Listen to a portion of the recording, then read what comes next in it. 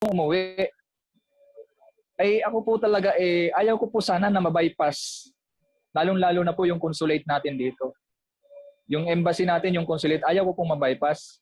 Pero sa dinami-dami na po ng mga Pilipino na gustong umuwi ay parang nahihirapan po yata silang matrack o matrace kung nasaan mga location. So kami pong mga NGO or mga groups na andito sa gitnang silangan ay nakikipag-coordinate na rin po sa Embahada ng Pilipinas natin para pumapabilis yung kanilang pagproseso sa mga kababayan natin mga OFW na gusto na pong umuwi dahil po nga po sa panahon ng pandemya natin ngayon, ito pong kinaharap natin COVID-19 na kung saan po marami pong kumpanya, yun pong mga nagsara or sinasabi nating no working, no pay, no working. Parang ganun. So marami pong napektuhan yan dito sa bansang Saudi Arabia. At marami rin po dito sa mga katropa natin o sa ating mga kasamahan sa isang organization ay naapektuhan po niyan. At kung saan din nga po, meron po rin namatay na kasama ko sa organization namin, sa CIS, ang tinanggihan po ng hospital dito sa Saudi Arabia. Ito po ay 3 bisis pong tinanggihan. So, as of now naman po, si ambassador po ay gumawa na po ng hakbang diyan sa problemang yan. Ay kung ano nga po napanood niyo yun nga po ay napatelevision pa na kung saan nagpanukala siya na dapat yung mga kababayan nating OFW na magkakaroon ng sakit na COVID-19 ay huwag pong tatanggihan ng hospital dito sa Saudi Arabia. So, hindi ko lang po alam kung yung panukala na yun napatibay ba o ano po ba. So, ang concern lang po natin dito mapabilis po yung proseso ng mga kababayan natin, especially po yung mga namatay, na maiuwi naman po sa kanilang mga pamilya kasi hinahanap din po. Yun po mga COVID-19 positive, ay yun po asahan na po natin na hindi na po maiuwi yun dahil ewan ko lang po, I think bawal po talaga yata. Wala po akong idea dyan, pero I think bawal. Pero yung mga negative naman, ay sana naman mapauwi na. Katulad po nung sa isa nating kababayan na si Carlos Bingkal Jr. na namatay po nung May 28, ay hinahanap na po siya ng family niya. So nagmamakaawa na po yung family niya na maiuwi naman yung labi ng kanilang patay dahil gusto rin nilang makapiling. Ito naman po negative po ito sa swab. Negative po ito sa COVID-19. Subalit, sabi po ng ating isang kasamahan ay hindi daw po inaasikaso ng kumpanya. So, napilitan na nga po akong ilapit na nga po ito sa kinauukulan. At para naman maitulong din naman tayo. Hindi naman yung basta na lang naging OFW tayo na nandito lang sa bansa na kung saan tayo naroon na pagmamasdan na lang natin yung mga kababayan natin na nahihirapan. Kaya nga po tayo naging isang advocate para po tumulong sa mga kababayan natin mga OFW, lalong-lalo na po yung mga distress OFW, mga DH natin. So, kaya minabuti ko na ilapit sa ganito. At papasalamat na po ako sa iyo, Kuya King, dahil naging kasangkapan ka para po tayo mai-air ng ganito. So, nagpapasalamat po ako at open kayo para sa akin at maibahagi ko to sa inyo. Yun lang po. Okay, no? So, kapatid na Melvin, mag-live stream tayo ngayon ulit sa itatry ko sa Facebook ko, Brother Melvin, na okay. Dahil ito, in-applyan natin to sa Facebook, kung ididiretso natin, hindi na tayo dadaan sa YouTube. Dahil kung dadaan sa YouTube, medyo aabot ng 10 seconds yung late ng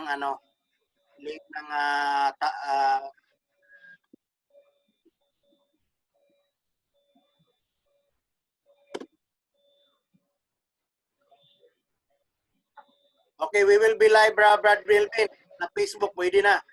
In 5 seconds. Okay?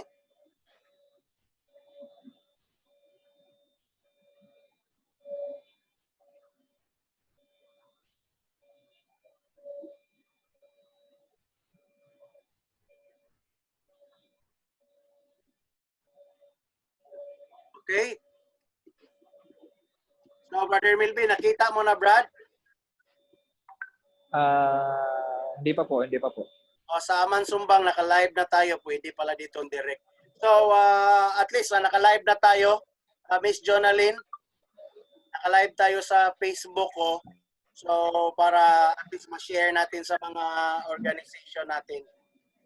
Okay na po, nandito na. Okay, Attorney Glenn Chong, ginawa ko tong isang naka-live na tayo sa Facebook, Attorney Glenn, sa OFW Helpline, Aman Sumbang Point.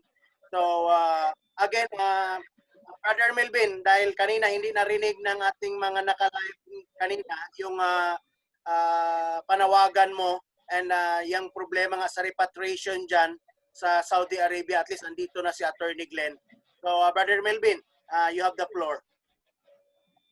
Okay po, magandang araw po ulit sa inyong lahat. Lalong-lalo na po sa ating buting si Attorney Glenn Chong at sa ating pong kaibigan na si Mr. King at kay Jonalyn Sagon ng UAE. Sigon nga ba? Sagon.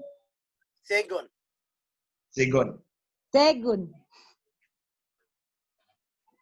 Wala. Stuck up. Yes, okay no. So, at least wala siya sa Brother Melvin. Alam natin nasa trabaho siya. So, Ilang kamag-anak na maiuwi daw po ang labi. Maiuwi ang labi sa kanilang pamilya para naman siguro makapiling nila yon sa huling sandali, makapiling nila yung mahal nila sa buhay. So, ang pinakang priority ko po dito ay ang gusto ko po sanang iparating dito sa inyong lahat ay sana po mapukusan po natin ng maayos yung mga OFW dito sa Gitnang Silangan, sa Middle East po. Kasi karamihan nga po dito sa mga distress OFW ay sa mga OFW natin dito nawalan po ng trabaho gawa po ng COVID-19 na to. So marami po ditong willing na gustong umuwi.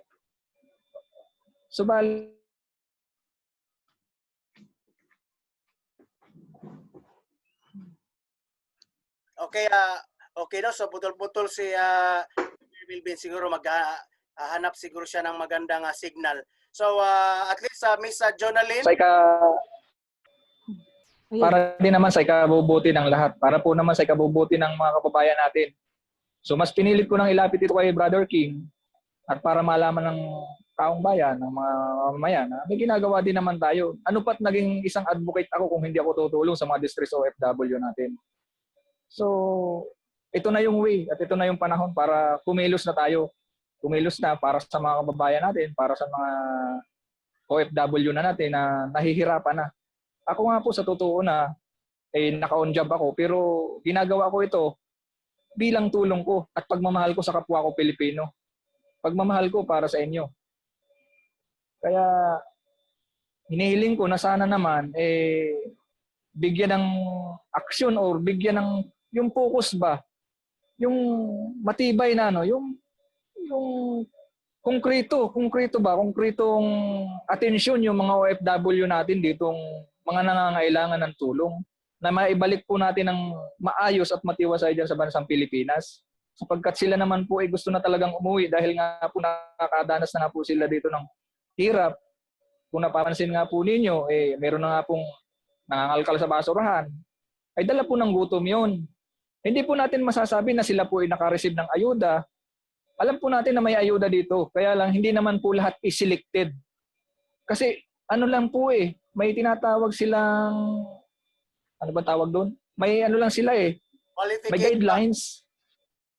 May qualification, may qualification at may guidelines lang sila. Hindi naman po totally lahat po ng mga OFW dito na napiktuhan ng COVID-19 ay nakatanggap po ng mga ayudang yan.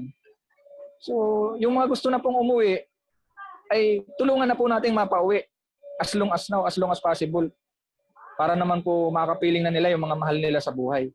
Yun lang po ang aking concern, Attorney Glenn, Kuya King.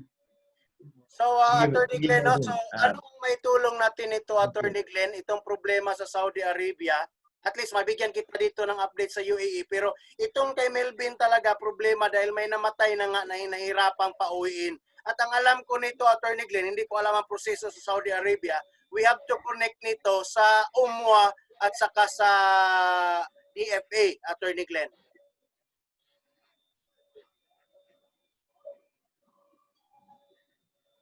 King, mga kababayan, yung problema talaga ng repatriation, hindi yan, actually, totoo lang ha, hindi yan problema ng ating mga ordinaryong mga kababayan like you, like me, like Milvin. Pero nagmamalasakit po tayo para sa ating mga kababayan. Si Melvin, kahit panahon ng trabaho niya, nananawagan siya para sa kanyang kapwa Pilipino. Malinaw yung sinabi niya, mahal niya ang kanyang kapwa Pilipino. Especially pag nasa ibang bansa tayo, di ba? Sino ang magkakampihan kundi tayo-tayo lamang. Pero may mga bagay na hindi natin kayang gawin yun. Ang may kaya lamang ay ang ating gobyerno. Nagsabi ka na hindi mo alam yung proseso. Ang nakakaalam sa proseso ng repatriation would be the Department of Foreign Affairs and the Department of Labor and Employment. Kaya tayo mananawagan po, especially ang DOLE, kasi ito ang lead agency, si Secretary Bello. Kung pwede po, sir, tutukan po ninyo yung problema po ng ating mga kababayan dyan sa Middle East and even dyan sa UAE. Nung unang linggo, nung unang nag-live tayo, King, di ba, natandaan mo, I mentioned about yung kaso din sa Saudi Arabia. Pinangalanan ko pa ngayon, nakalimutan ko, wala kasi yung staff ko at this time, it's Sunday. Kung maaari lang po sana tutukan ninyo. Di ba sabi natin, King, nag-usap tayo sa June 16. After June 16, tingnan natin kung may aksyon ang gobyerno. So hindi ko alam kung umaksyon na po ang Department of Labor and Employment at si Secretary Bello. Sana po, sir, Mr. Secretary, gawan po ninyo ng paraan. Alam niyo naman, the resources of government are at your disposal. Wala po sa aming mga kamay yan. Kasi kung nasa kamay po ni King, nasa kamay ko po at nasa kamay ni Milvin, hindi na po ninyo kami maririnig na nagputak ng putak dito sa social media. Gagawin na po namin ang kaya namin gawin given the resources of government, the connections of government. Government to government naman yan pag-uusap. Madali lang yan. But I don't know kung ginagawa pa po ninyo. The fact na lumalabas itong mga problemang ito, o ibig sabihin, hindi pa po nasolusyonan ang problema ng ating mga kababayan sa Saudi Arabia at sa UAE as far as I know. Yun na nga po ang sinabi ko. Kung nasa kamay lang po siguro ni King o sa aking kamay o sa kamay ni Melvin, hindi na po ninyo maririnig ang mga problema ito. Gagawan po natin ang solusyon. Given again, the vast resources of government. Pero ito lumalabas dahil hanggang ngayon wala pa pong konkretong solusyon na umabot sa ating mga kababayan sa Saudi Arabia at sa UAE. At kami, given our limited political influence, si King, maingay din yan, ako maingay din, si Melvin maingay din, pero hanggang bibig lang po kami mag-iingay para po ipaabot sa ating mga kababayan na ito po ang problema. And I hope na together with sa ating mga kababayan, lahat tayo magtutulungan para kalampagin natin ang DOLE at si Secretary Bello para po pagtuunan ng pansin ang ating mga kababayan sa Middle East, especially sa Saudi Arabia at sa UAE kasi ito yung may problema. Si Ate Jonaling, yun din po ang problema niya. Ito naman yung kaso niya sa, yung nireklamo niya sa Cebu Pacific. Di po ba? Tama ba ako, Ate Jonaling? Yung kababayan natin may tickets na. May tickets may pero laging cancel. O pauwi sa Pilipinas. But apat na bis na pong Cancel. kinakansila Cancel ng Cebu Pacific yung flights papunta dyan. Di po ba? So, I don't know kung the rights of air passengers will apply at this time. Pero sa pagkakalam ko, ang mga air passengers ay may rights, especially pag hindi natuloy yung flight. Di ba? Meron yan. Sa pagkakaintindi ko, pag 6 hours ang delay, pag 12 hours ang delay, meron niyang kaakibat na karapatan para sa stranded passengers. Mailalagay talaga natin sila, maihahambing as stranded passengers kasi pasahero sila, may ticket sila. Pero hindi lumipad yung eroplano nila, kaya naiiwan sila sa airport. O hindi man sila nakatungtong sa airport dahil kinansila yung flight nila. So may karapatan ang mga air passengers na humingi ng aksyon mula sa Cebu Pacific. I don't know kung anong rason ng Cebu Pacific o baka sasabihin na lugi kami kasi ang eroplano kalahati lang ang laman. So cancel sila ng cancel. But it cannot go on forever. Ang mga taong ito kumuha ng ticket sa inyo, expected nila na makarating na sila, makauwi na sila, pero hindi pa rin dahil kinansila yung flights. So we will have to look into that kung ang karapatan ng mga air passengers na ito. But I think also, we call on our government again. Ito na naman, si DOLE, si Secretary Bello, tutukan din po ninyo ng pansin ito. Ito, hindi na po ito humingi sa inyo ng pamasahe. DOLE, Secretary Bello, hindi na po sila humihingi ng pamasahe. Sila na po ang kumuha ng ticket. Ang problema, hindi naman lumilipad ang eroplano nila. So, I think kami, hindi naman namin mapuwersa si Cebu Pacific, but given the political power and influence of the Department of Labor and Employment, pwede naman ninyong kausapin at determine the reason kung bakit hindi pa nakalipad o nakauwi itong may mga tickets na pauwi sa Pilipinas using Cebu Pacific as their carrier. Now, alam ko rin po na may mga kababayan po tayo na tulad ni Ate Jonalyn, wala siyang ticket, pero kailangan na rin po niyang umuwi kasi nga po no work, no pay. Malinaw po yung patakaran sa Middle East. No work, no pay. So ngayon po, hindi naman po masisisi natin yung mga employers kasi wala din po talagang negosyo. Lahat po naka-lockdown. So in that case, hindi naman po natin pwedeng pabayaan ang ating mga kapwa Pilipino hanging in the balance. So sino ba ang mag-step in to help our distressed Filipinos? Filipino compatriots, hindi ang ating gobyerno. So sino naman din ang ating kalampagin dito? Ang DOLE, si Secretary Bello. Tulungan po natin ang ating mga kababayan, wala na po silang kita. Pero tao po sila at kumakain po sila. Sana po sila kukuha ng pagkain. Kung ang ayuda naman, alam naman po natin, kahit sino gobyerno, hindi kaya tustusan ang lahat ng pangangailangan ng lahat ng tao at this time. At hindi po nila uunahin ang ibang nationalities tulad natin, Pilipino, sa Middle East. Ang uunahin nila ang kanilang sariling nationals. So, kailangan po ng ating gobyerno na mag-step in para po maiuwi natin ng ating mga kababayan. At least dito makakain sila, may pamilya sila dito. Wala pong kukup sa kanila. They're left on their own. They're left on their own.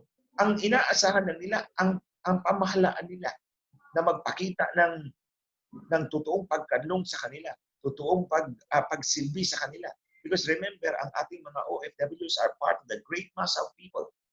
They belong to that sovereign people from which all political power emanates and from which government draws its political power.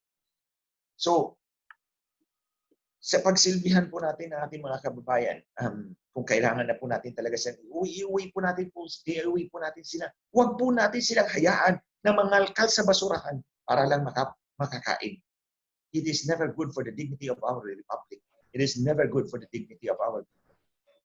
Huwag nating hayaan na umantong tayo sa punto ng ating mga kababayan mangalkal dyan sa basura para lang makakain, para lang mabuhay sa ibang bansa.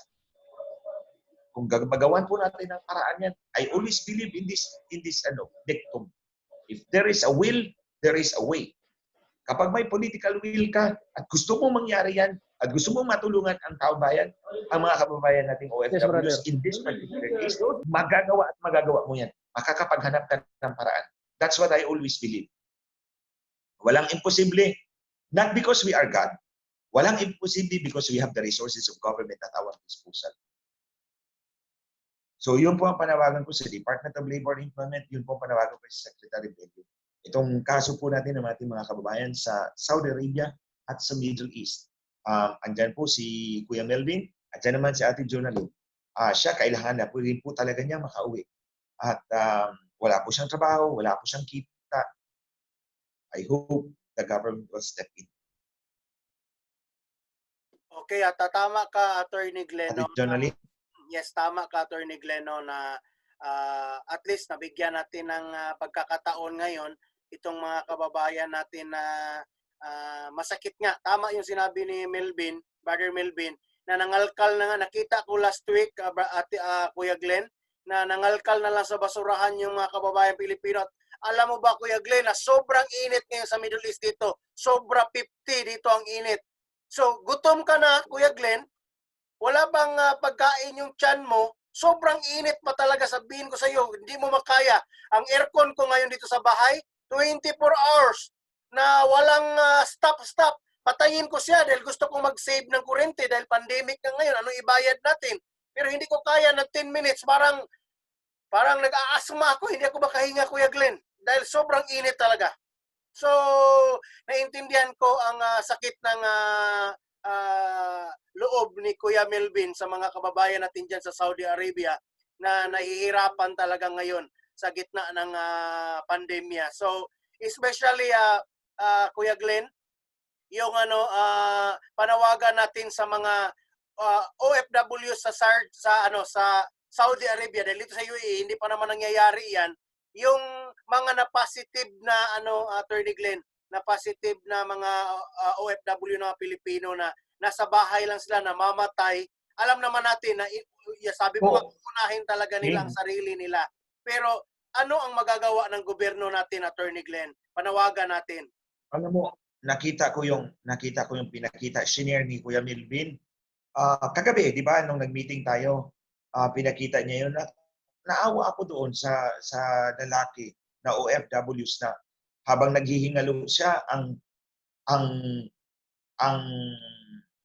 ang ginawa lang sa kanya is kunan siya ng temperature reading. Di ba? Thermometer lang yung nakita ko doon eh. Di pagkatapos nun, ang next na part ng video, patay na siya. Yun na nga. Sa ibang bansa, hindi po tayo priority. Ang priority nila ay yung nationals nila, yung citizens nila, yung subjects nila. Subjects kung monarchy na yan. In Saudi Arabia, it's monarchical government. Subjects. Citizens kung democratic, republican. So, uunahin nila yon, hindi tayo. So, sino naman ang kukup sa ating mga kababayan? Kundi ang ating gobyerno mismo. Yun na nga ang sinasabi ko at uulit-ulitin ko ito. Kung nasa kamay mo lang siguro, o nasa kamay ko, o nasa kamay ni Kuya Melvin, ang kapangyarihang magawa nito ng paraan, given the resources of government at its disposal, hindi siguro magre-reklamo ang ating mga kababayan OFWs. As I always believe, if there is a will, there is always a way. Mahahanapan ang paraan yan. Because ngayon, wala tayong magagawa. Ang magagawa lang natin mag-ingay, magputak at ipaabot natin sa ating mga kababayan. Ang concern ng ating mga kababayan sa Middle East, sa UAE, and Saudi Arabia in particular, wala po silang boses, di ba? Wala po silang boses. Ako, nagpapasalamat ako sa Diyos. Nandyan yung mga taong sumusuporta sa akin. They follow me. And as a matter of fact, sinabi ko na to, they are 10 times more active than any other bloggers. So kaya nga, ang sabi nga nila, I only have 245,000 followers, but 10 times yung active. 10 times most active yung aking mga followers. So the reach is 2.4 million, almost 2.5 million. But yan is a potent political force, influence that we can use, magamit natin sa ating gobyerno na umakson. And ang punteriya natin dito, ang Department of Labor and Employment Secretary Bello. Sir, don't worry sir, hindi naman ako galit sa inyo. Hindi naman po kayo pulis. Tiwaling pulis. Ang tiwaling pulis lang po talaga ay kumukulo talaga ang dugo ko dyan. Sa inyo sir, ako ay dumulog po sa inyo as a citizen at nagmamakaawa po sa inyo para po sa ating mga kababayan dyan sa Middle East, sa Saudi Arabia, sa Middle East, sa UAE. Wala po silang boses, wala silang political power, wala silang influensya. I lend my name, I lend my time, I lend my efforts na umabot po ito sa inyo at bigyan po ninyo ng pansin. Hindi po natin alam kung gaano karami sa ating mga kababayan ang may sakit ngayon at hindi naman po natin pwedeng hayaan na mamatay na lang po sila doon. Tandaan po ninyo, nung sila'y hindi nagkasakit, nung sila'y in the best of their health, they were propping up our economy. Nagpapadala sila ng dolyar. Binubuhay nila ang pamilya nila dito. At gumukulong ang ating ekonomiya na mas malakas. At nag-benefit ang gobyerno dyan in terms of taxes. Dahil health sila. Ngayon, kailangan nila ng tulong. Hindi po natin pwedeng hayaan silang mamatay. O kung mangyari man yun, that's beyond our control. Let's do whatever we can na mauwi po natin yung bangkay at maibigay po natin sa kanilang pamilya. That's the least we can do. hindi po pwedeng sabihin natin that our OFWs are our modern day heroes at hanggang laway lang po tayo. Tama na po yung lip service. Tama na po hanggang laway lang po. We need to act. At kailangan po, we need to act swiftly now. Hindi na po natin kailangan, huwag na po tayong delay ng delay because every day costs lives for our people. Costs the dignity of our republic. Kung makikita po ninyo na ang kapwa natin ni Pilipino ay nangangalkal ng basura. For me, that is a no-no. That is a no-no. Hindi ko hahayaan ang kapwa ko Pilipino na mangalkal ng basura sa ibang bansa, lalo na sa ibang bansa. So sana po, you will get our message. Pinapaabot po namin sa inyo, sa inyo ito, in the most respectful way. Na sana ma-actionan po ito. Kami, si Kuya Melvin, ako, si King, si Ate Jonalyn, kasama po namin ang ating mga kababayang OFWs na walang boses at ginagamit po namin ng social media para umabot po ito sa inyo. So patuloy po kami na mag-iingay tungkol sa isyong ito hanggang magkaroon po ng solusyon, hanggang umaksyon po ang ating gobyerno. Okay, Attorney Glenn, salamat Attorney Glenn. So, humabol talaga ang Europe sa atin ngayon, si Ate Lynn Agno, Kuya Glenn. So, while nagko-connecting pa si Ate Lynn Agno sa UK, so Miss Jonalyn, at least I-share mo na lang muna. ikwento mo, Sis Jonalyn, ang mga nangyayari sa atin ngayon. Especially dyan, pwede mo ikwento about doon sa ticket and siguro hindi alam ni Attorney Glenn yung sitwasyon nyo sa trabaho ng 190 workers. Okay po. Yun nga po, katulad ng nasabi ko dati, Sir Glenn, second week of March, wala na kaming work. Sa isang school po kami nag-work. Tapos po, yung company nga namin, hindi naman talaga sila nagbibigay ng food assistance. Pero libre kami sa bahay. Ngayon po, yung iba po sa amin kasi, dahil hindi pa po namin alam kung kailan kami mag-resume ng work, so yung iba po sa amin nag-decide na umuwi ng Pilipinas. Actually, yung mga kasamahan ko po, may ticket na. Actually, before pa po kami mawala ng trabaho, nagpabook na po sila kasi uuwi talaga sila ng June. Ngayon po, ang nangyayari po kasi sa Cebu Pacific, ilang beses na po silang kinancel ng flight. Bakit Na wala beses. na akong sounds? Meron po, naririnig po kita. Wala po kaming canceled flight po sila. Isang beses, dalawang beses, acceptable pa po yun Ako, Pero yung wala daw sound si ano. Kuya, Naririnig kita, Ate Jonalyn.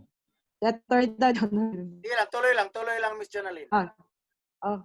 Ngayon po, isang beses, dalawang beses na canceled flight, acceptable pa po yun Pero yung 4 na beses na, Sir Glenn, dapat po magpaliwanag sila kasi may nakapagsabi po sa amin nung nakaraan na ang message sa akin, kaya daw po canceled ang flight ng Cebu Pacific, ay ang dinadahilan ay yung repatriation. Ang flight lang daw po ay na Cebu Pacific ay repatriation at saka special flight at chartered flight. Nang tinanong ko po ang consulate regarding doon, ang sabi po sa akin ng consulate ng ATN ay hindi pa po nagre-resume ang flight ng Cebu Pacific. Kasi daw po, kahit daw po yung Emirates flight at saka PAL flight ay nagka-cancel din. Kasi daw po dahil due to the government, Philippine government daw po ang ayaw yatang magpapalapag dyan ang galing dito sa Dubai. So sir, kung itong may mga ticket na to, magagawa ng paraan ng Cebu Pacific na makauwi na dyan, di ba laking ginhawa sa Philippine government kasi hindi na nila iisipin yung mga Pilipinong yun na may sariling ticket. Kasi sila na ngayon nag-produce na sila na sarili nilang ticket. Hindi na ang government ang gagastos. Ang kailangan lang ng government ay payagan silang makauwi dyan sa Pilipinas. Kung halimbawa, kahit 1 linggo, lahat na may ticket, pauwiin nila ng Cebu Pacific, malaking alwan yan sa Pilipinas, sa Philippine government. Kahit 1 week, yung lahat na may ticket na, payagan na nila makapasok sa Pilipinas. Di ba malaking alwan sa atin yun? Kasi hindi na sila Hindi natin alam, baka yung ibang nag-a-apply na repatriation, may sariling ticket yun. Dahil sa na-cancel yung ticket nila, nag-a-apply na lang sila na repatriation. Di sayang naman po yung binayad nila doon sa sarili nilang ticket. Kahit 2 weeks lang, mag-ano sila, lahat na may ticket, palabasin na nila ng UAE. Di ba? Malaking alwan sa atin yun. Yes, tama yung sinabi mo, Miss Jonalyn. So, Walang sound si... Wala akong sound. okay, naririnig ka na namin na Kuya Glenn. So, at least narinig siguro ni Ate Lynn Agno din siguro, no? Yung issue ngayon dito sa UAE at saka sa Middle East. Sa Middle East, din sa UAE at saka sa Saudi Arabia. So, salamat Ate Lynn for joining us. And Welcome. King, wala akong sounds. meron ka Kuya, meron. Welcome, King. Nahirapan ako kanina. Nagpatulong ako kay Ate Janet at saka kasi hindi kita makontak. Nag-ask ako ng request sa'yo. Hindi mo tinanggap. So hindi ko alam kung paano kontakin. Nag-try ako ng 1010. Wala pa naman tao eh. Anong oras ka nag-umpisa? Nag-umpisa kami kanina pa, actually pangalawang episode na to. Kanina yung about sa bata na kasama din namin ang social welfare attaché natin sa Dubai na May nag-action sounds ba doon? na Bakit ako wala hinanap niya yung papa at saka mama niya. So ngayon naman, ito yung episode Ate Lynn na problema ngayon sa repatriation sa Saudi Arabia and dito sa United Opo. Nakuha ko yung nung kwento niya. Okay, so Kuya Glenn, at least ma-update kita dito. Ganitong nangyari, Kuya Glenn. Naririnig nila. Wala yata naririnig si Kuya Glenn. Kuya Glenn, naririnig mo kami? Wala daw po naririnig si Sir Glenn. Wala.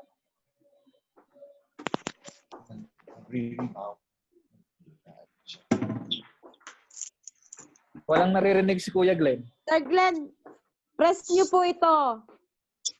Ito lang po, press nyo. Sir Glenn, press mo to. Oh, I don't know kung naririnig nila ako. Naririnig nila ako. Naririnig. King, I cannot hear you. Press mo po ito, press mo to. Hindi niya naririnig eh. Press mo to. Tap to speak. Yeah, this one. Wala namang tap to speak sa phone ko. Slide nyo po, slide nyo. I-slide mo, i-slide. Wait, ha? Okay. Pag wala na rin, click mo. Wait. Ang nakikita ko, si King, si Melvin, si Lynn, si Ate Lynn. Sige ba, slide mo pa po. Sa pinaka-home. Slide na. Ayan, si Jonalyn, but I don't see anything. Bigla nang nawala eh. Meron yung kanina eh.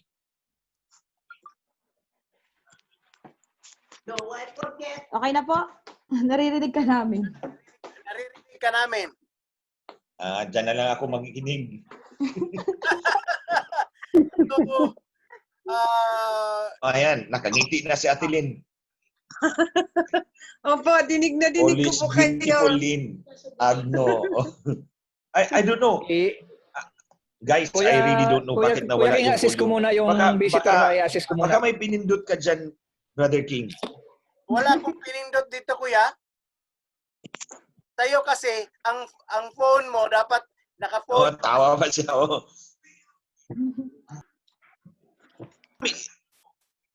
Okay na? Saan? Volume? Actually, yung phone ko, it's full volume na. In call. Tap. Ayan, tinap ko. Ayan, Rinig ka namin. Dinig